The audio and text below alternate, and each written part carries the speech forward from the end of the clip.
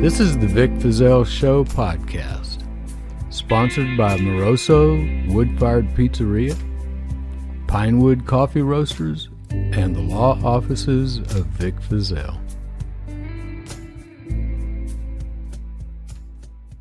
To the timeline-wise, again, purse is found December 2nd, 82. And they get that statement about it was there, it's not there, whatever. Moral of the tale is they eventually get it. They identify it as hers. So this is where it gets kind of funny, man, because here we are, ending 82, and they start to bring Lucas in from time to time, again, to question him even more. But he never really gets brought in until something happens with this firearm charge, Vic. So give us some background on the firearm charge and how he gets turned in for it and all that. Well, keep in mind he was living at this community called the House of Prayer. Yeah. It was run by Reuben Moore, who everything I've seen and read, and I even talked to Reuben on the phone one time back in the 90s. He was a nice guy, you know. He was always helping Henry out. Now, Faye was Reuben's second wife. His first wife had died, and Faye and Reuben had only been married 4 or 5 years. You know, I know how my wife would be if I was giving money to somebody all the time. Yeah. You know, or driving to New Mexico to rescue them, or driving here and there with them, or having the sheriff come out to my house all the time harassing me about him. I wouldn't want him around either. So anyway, what happened was that on this community, there was a husband and wife that lived there. And the husband was concerned because the wife had been depressed, and she's been talking about suicide, and she'd been threatening to kill herself with a gun that they owned, a little revolver, and he wanted Henry to take the gun. I don't want my wife to commit suicide with this gun. And Henry goes, oh, why don't you just bring it down, give it to Reuben, you know? And the guy says, no, I want this gun away from here now. But give me something for it. I think Henry had $15 in his pocket, 15 or 20. He gave him that, put it in a bag, took it to the House of Prayer, told Reuben about it, told Faye about it, said it's here if you ever need it. I don't want it in my place. He didn't want a gun. I don't know if Henry had ever owned a gun. But see, because Henry had been convicted of a felony before, the death of his mother, he wouldn't be allowed to own a firearm. That'd be felon in possession of a firearm. Right. Okay. But Henry says he didn't own that firearm. He just took it right down the road and deposited it in the kitchen, which was a common area. They all ate in the kitchen. He said he put it in a cabinet by the stove or under the stove, something like that, in the bag, and never looked at it again. Well, after Henry got back from his little trip to Florida and California, and then Reuben had to send him some money to get him further back. Get him all the way back. Which he arrived back, and to give people an idea, we're in June now of 83. So we're 6 months after the firearm was found, 6 months later. And Henry's still out on his own accord. So we're in June. Well, we're 6 months after he had gotten the firearm, not after he'd been found by the sheriff, right? Oh, I'm talking about the purse. Oh, the purse. So this is 6 months after the purse is found. So he's still out and about doing his thing. He's still out and about. He's a free man. The purse has been found. He's given no confession. There's nothing. But they're still dogging Henry because he's weird looking. He's got a glass eye. He's snaggletooth. He's brawny. He's brawny? Wiry, skinny. Like the paper towels? Yeah. Tough. Yeah, tough looking. Wiry. Stringy. Sad looking. Jeez. Yeah. So, what does he look like to you? Post on our Facebook page. What does Henry Lucas look like to you? Hey, we got a picture of me sitting with Henry Lucas in the DA's office library. We'll post that sometime. You do? Yeah. Me and Henry. So, after he gets back, the sheriff is still harassing. Well, Reuben takes Henry out on a job, and they work all day long. Henry gets back. Reuben's running other errands. He drops Henry off the house, and when Henry gets back, this guy named John walks down and says, hey, the sheriff was out here, and he wants to talk to Reuben. And so when Reuben gets back, Henry tells him, hey, by the way, Reuben, the sheriff wants to talk to you. Right. So Reuben gets in the car and he drives to town, talks to the sheriff. Okay. It's not long after that. I think I'm going to read this. Okay. This is a transcript of testimony from El Paso. Henry says, I fixed my breakfast, and he's sitting in that kitchen, and I'm sitting there drinking coffee, you know, and then I seen Faye's car come back in, because Faye had left. Okay. Had gone down the road after Reuben had gone down to see the sheriff. Okay. And she had another woman in the car, and so I looked out the window to see what was going on, you know, and Faye goes in the house and gets the gun and comes back out to the car and gets in the car. I know it was the gun because it was the same bag and everything, you know. And about an hour, maybe an hour later, that's when the sheriff comes along. The sheriff and Phil Ryan come up, and I'm sitting there in the kitchen, you know, drinking coffee. The sheriff comes in. He says, I told you to get your shit together, didn't I? I said, well, I did get my shit together. He said, no, you ain't either. You're under arrest. Done. And so then they put Henry in handcuffs, and he's under arrest, and Henry is never a free man again. That was June 11th, 83. June 11th. So Faye turned him in. Faye turned him in. Didn't like him hanging around, and there it is. So that's pretty crazy, man. So they get him on that firearm charge on June 11th, 83. Yeah. Henry says, that's not my gun. He said, I have a warrant carrying a concealed weapon. Henry says, that's not my gun. He says, well, I have two witnesses that say it is. And Henry says, who are they? Well, Faye and Reuben. Oh, man. Well, I doubt Reuben was going to say that, because Reuben was still taking care of Henry after Henry was in jail. Yeah, Lord knows. Bring him, get the sheriff to give him clothes, brought him a blanket, you know. And Henry said, I don't have a gun. He said, well, there it is right there. He says, well, felon in possession of a firearm. And then Henry says, I want an attorney. Ha! Which they he said, I told him I wanted really an attorney. And by the time an attorney ever got to talk to him, they had froze his ass out, wouldn't let him have the clothes. He confesses under duress. I'm confessing in a cold cell in Montague. So, and in the... Go ahead, I'm sorry. Well, I was going to say, that's June 11th, they pick him up. And then June 15th, you know, this is when he starts talking to this jailer, Joe Weaver. And this is when, according to what we've read, he starts confessing to him that he killed Kate and Becky. Yeah, the report reads, Henry tells jailer Joe Weaver that he killed Kate, Rich, and Becky. All right, let's think about that. So he's been in prison for 4 days. And this is the stress. This is the period of time that he was under all this duress, and he starts ripping this stuff out. Yeah. Weird. Yeah.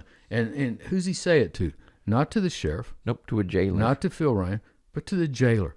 That tells me how uncomfortable Henry must have been. Yeah. Here's the jailer just walking down the hall, and Henry is so uncomfortable. He's so cold. He's so miserable. Also, they're not turning the lights off. He hadn't had any sleep all this time. Yikes. And so he flags down the jailer. And okay, I killed him. All right, I'll say I killed him. That's the story Henry told me, and that was consistent all along with what he told me and what he told Maddox and what he testified to before every jurisdiction he ever testified in front of. Right. So then on the 16th, he gives a voluntary... Now, the reason they say what is voluntary? I think that word is on the top of the form or on the bottom. It is. This statement is voluntary, but I guarantee you, this was not a voluntary statement. Henry gives a voluntary statement to Texas Ranger Phil Ryan, and then after the statement, and I want to hear the audio of how that statement was taken. God, I would love to hear it. Well, now, Henry, did she have her purse with her? Was it that blue purse, Henry? What'd you do with it? Well, I think I burned it in the trash can. You sure about that, Henry? Well, maybe I threw it out the car. Well, that'd be right. I haven't heard a tape. I don't know if that's on it. I'm making all that stuff up. But that would go hand in hand, hand in glove in the past. With what they've done in the past. Exactly. So he gives the statement, and based on what the statement says, they instantly go back out to the culvert where the purse was found, and they say they found some panties, a metal pipe, and a 2x4. And of course, the pipe and the 2x4 is what he said he used to stuff the body into the little culvert. Mm-hmm. So keep in mind, and you know that Conway and Phil Ryan had already been to that culvert. Absolutely. They had already seen that pipe. They had already seen that board. Yeah, they've already seen all. They had already found the glasses. And the glasses came back as being Kate Rich's glasses. The prescription checked out. Now, the glasses in the car that he abandoned in Needle, nope, they weren't Kate Rich's. But, man, they were convinced at first that they were until it came back that they weren't the right prescription. Right. But in this so-called voluntary statement, she's killed with a knife. No blood on the knife. She's killed in the car. Her blood's not in the car. I toss her purse out. Well, gee whiz, there's the purse. But they had already found the damn purse. Right. So where's the corroborating evidence here? So far, none. None. And on the autopsy report, I've been to the Dallas Forensic Lab in the 80s. I know Dr. Gilliland, who did this report. Dr. Gilliland has been a witness for me before in murder cases. Yeah. She's a smart lady. But I know how they work up there. They have bodies stacked up. They are so busy. They have to do those autopsies one after another, after another, after another. It's not like what you see on TV with Bones, or if you remember Quincy from back in the old days. Quincy Medical Examiner. I've never heard of that Dr. one. Quincy, MD, yeah. But they would leave a body laying out on the table for days, looking at every little thing and studying every little thing and photographing it this way and that way and doing all these scientific tests. Well, let me tell you, folks, it doesn't work that way. And when it comes in and there's no evidence to the contrary and you got a policeman saying, and here's a bag of the bones we swept up where the guy said that he burned the body. I didn't see anything that said they did any test. And the pictures of the fragments I saw were not very large. Wow. How did they know those were human bones? Good question. See? And I like Dr. Gilliland. She's smart. But I know that because of the quantity of work they have to do, that they take shortcuts. And if a cop says, this is what it is, a lot of times it goes in the report. This is what it is. Unless it's something that can be handled easily with toxicology or something like that. But when they say, we have a guy who confessed and said he killed this lady, cut her into teeny tiny pieces, and burned her in a Ben Franklin wood-burning stove, why is there any reason to doubt it? Okay, we have a bag of human bones. I want to see the forensics. Yeah. Bring me the forensics. I want to see the forensics on those bones, because nothing else in this whole case checks out. Yeah. Nothing is corroborating. And if those bones turn out not to be human, and those bones are probably gone by now. Oh, God, I wish to God they were still around. I would pay out of my own pocket to have them tested. Phil Ryan, any of you guys out there listening, if you can get Dr. Gilliland, if you're still around, if you can get those bones, let's get a lab that's qualified to say what they are, and let's DNA test them. At least find out if they're human, and maybe even find out if they're Kate Rich, because I don't think they're either. Yeah, man, it just doesn't make sense that a woman that big, he'd be able to put her in 2 garbage bags, bring her back, and burn her like that. Not in like a place where there's tons of people around, man. Yeah, it doesn't make sense. And a woman he got along with, a woman that he would take to church. Yeah. When Henry got back to Stoneburg on the April 1st, he goes to church. He gets back. He goes to church that night. Yeah, man. And once he gets that car and he's got wheels, he goes out there to check on her, pick up tools. He still goes out there to help her fix things and takes her to church. Pick her up and take her to church. So it doesn't make sense that one day he'd be like, man, I'm going to go ahead and kill her. It makes no sense at all. And then he said, he obviously had sex with a dead body to that dead sex. Dead sex. He always said the sex. It doesn't make sense. Yeah, because he couldn't have sex. Yeah. Yeah. Oh, boy. And Kate Rich was nice to them, as nice as her family would let her be. Right. Now, all of this started when Becky wrote that letter. We've read the letter before. Becky wrote the letter to O'Mara out in California. That was Kate Rich's daughter, saying, man, this place is a mess. We just got here. There's poop everywhere. There's nothing to eat. It's just terrible. And the plumbing's not working. Yeah, and Henry had to kind of rig it up to where it slightly worked. Yeah, we were using the garden hose, pulling the garden hose into the house to make it work, and there were maggots in the bathroom. Now, where was Kate Rich's loving, caring family during all of this? Supposedly they lived right there. Lived right there. And then right after that, her house burns down. Yeah. Oh, wow, man. God, I wish we could find an article on that, though. Yeah, I do too, or the See fire marshal's report. Yeah, we may have to do a open records request Yeah. and see if they still have that fire marshal's report, because it'd be interesting to see how that house burned down. Now, that house was in such disrepair. Yeah, Lord knows. No telling. But they would probably have some idea if it was arson or not. Right. And if it was arson, who did it? Why would Henry do it? It doesn't make sense. No, it makes no sense at all. Here's Henry willing to give his blood. He gives his blood. If somebody else was the killer, they might have been concerned that there was some evidence left in that house. Yeah. That might match their blood that hadn't been given yet, So I got real problems with this case. I tend to agree. So. And I want to talk to Hugh about this some more. I'd love to talk to Attorney General Jim Maddox. I miss him so. I went to his funeral. I was one of his honorary pallbearers. Oh, wow. Yeah. When did he pass away? 2000s? I remember they had his funeral at a church in downtown Austin. I went. There were 6 pallbearers and like 40 honorary pallbearers, and I was one of those 40.